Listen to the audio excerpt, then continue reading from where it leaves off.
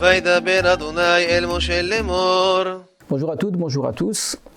La fin de la Sidra de la semaine dernière, la Sidra de Shmini, la Sidra de cette semaine, Tazria, et celle de la semaine prochaine, Metzora, sont trois Sidrotes qui traitent d'un thème particulier à l'intérieur du livre de Vaïkra, le thème de la Toum'a et de la Tahara, qu'on traduit en français par l'impureté et la purification.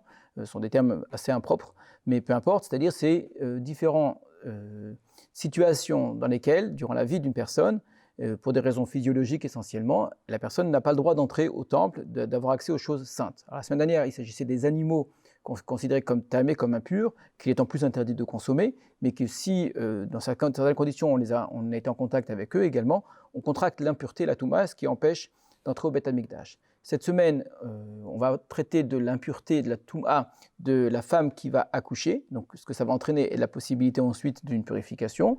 Puis, le thème essentiel de cette semaine, de la semaine prochaine, ce sera la tsaraat, qu'on traduit de manière totalement fausse, c'est complètement à tort. La lèpre, ça n'a strictement rien à voir avec la lèpre, mais peu importe, c'est devenu la traduction courante.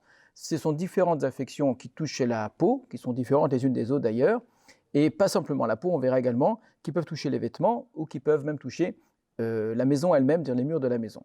Et on terminera donc la semaine prochaine par le dernier type de Touma qui est traité ici, qui est celle de différentes sécrétions qui peuvent sortir du corps d'une personne et qui peuvent rendre tamé. Voilà donc un ensemble qui est celui de la Touma et également de la Tahara. On va s'arrêter un tout petit instant sur la question de la Tsaraat. La Tsaraat, comme je l'ai dit, il y a trois grands cas de Tsaraat qui eux-mêmes peuvent se subdiviser en plusieurs cas, qui sont la peau, le vêtement et la maison, c'est-à-dire et le mur. On a vu la semaine dernière que la Toum'a pouvait être contractée en avalant quelque chose, c'est-à-dire en mangeant, en prenant quelque chose du monde extérieur et en l'intégrant en soi, en l'ingérant. Donc c'est une Toum'a qui vient de l'extérieur.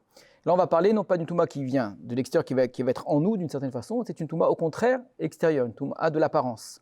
Et vous aurez remarqué évidemment qu'on a ici trois niveaux d'apparence, trois niveaux de paraître, la peau elle-même, le vêtement et la maison.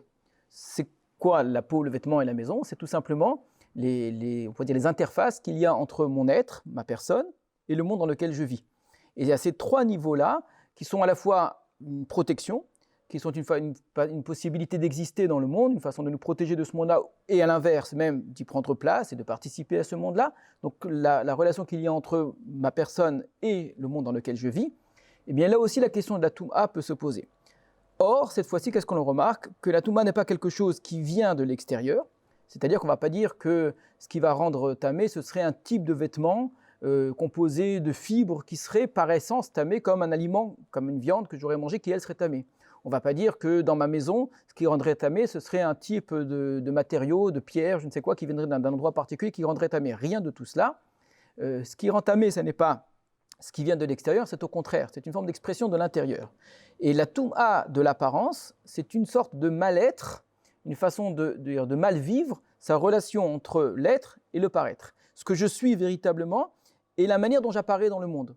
Il y a une sorte de dissonance, une disharmonie entre ce que je suis réellement et ce que je montre de moi-même. Et ce que fait apparaître la Tsaraat, c'est que justement, cette façon, on va dire, déséquilibrée qu'il y a de vivre dans le monde, eh bien tout d'un coup, apparaît au grand jour par une forme de tâche. La tâche, c'est une façon de dire, justement, tu ne peux pas cacher ce que tu es. Ton déséquilibre intérieur que l'on essaye de cacher, évidemment, devant le monde dans lequel nous vivons, dans ce vivre ensemble en société, tout d'un coup apparaît au grand jour et on se retrouve face à notre réalité de manière ici visible. Donc la tâche devient quelque chose que l'on voit. Le vêtement, la maison, etc., deviennent quelque chose qui, en tant que tel, en société, sont problématiques telles qu'ils le sont réellement. Un exemple de cela, c'est qu'une personne qui est tamée va devoir faire sortir de sa maison, lorsque la maison elle-même a été touchée de ça, tout ce qui s'y trouve. On est dans une sorte de déballage d'une intériorité.